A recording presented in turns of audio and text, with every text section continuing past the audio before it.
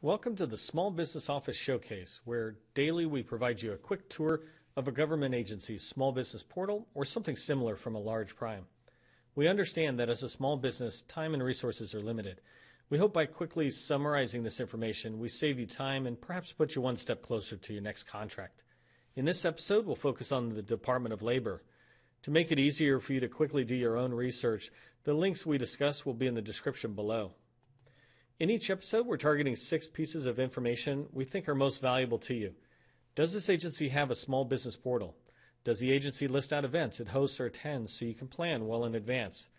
Is there a forecast for the next 12 to 24 months that will help you identify opportunities? Does the agency provide a list of current primes that have an obligation to subcontract to small businesses? Is there any special registration required for this agency other than what's required for the entire federal government? Finally, is there a list of people available you can reach out to for help or to get questions answered? You can see the basic results on this slide, but let's go ahead and take a quick tour. So the Department of Labor has a pretty good site. I like their site and I explored it. So here, this is the OSDB main landing page, and in here it's got a lot of links for information as you try to follow up on stuff. So good job for just having a portal. Next one is events. Do they have a good event page? And they do. Here you can find out about their outreach sessions, how you can register, a lot of good information here, especially things like even just getting to the location. And down below you'll see their upcoming outreach sessions that they got planned for this year. So these guys are linking these particular events. If you put these events together with other agency events and main conferences, you'll have a packed year for reaching out to agencies. But DOL did a great job here. Next one is forecast. There's dead links that I found, but then I found another site. So let me show you. So that's the events. This one.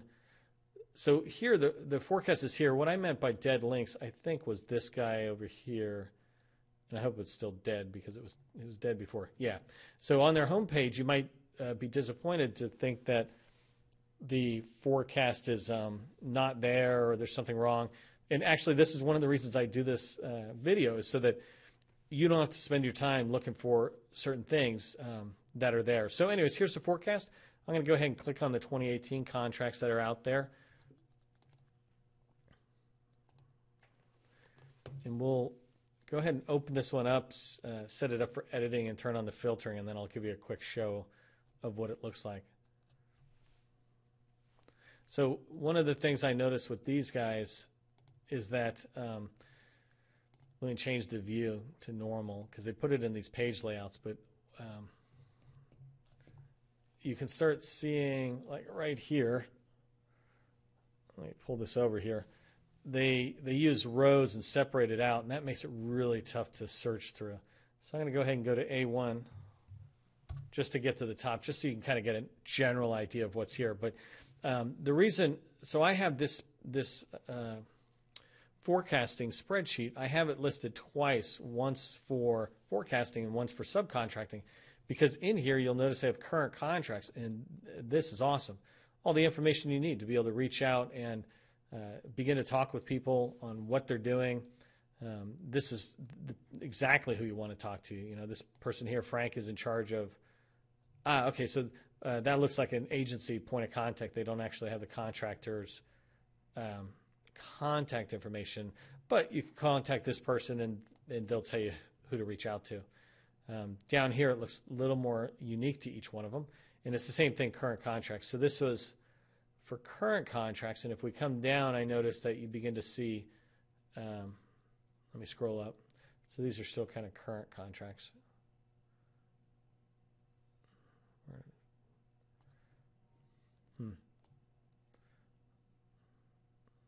Thought I had seen some new ones, but it looks like maybe I was wrong.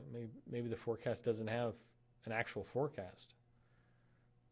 It looks like just it's telling us these are all the existing contracts, which is great. I mean, it's great research, but it clearly doesn't help us for forecasting.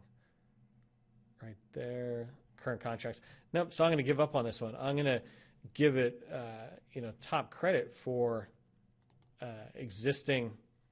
Let me go back for existing subcontracting. So that was this one that I clicked on. You notice the links are the same, but it looks like there is no forecast, and it turns out that dead link was accurate, it's not going anywhere.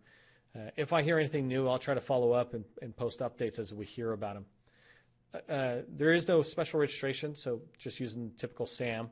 And then the last one is contacts. Let's go ahead and look at what contacts are available.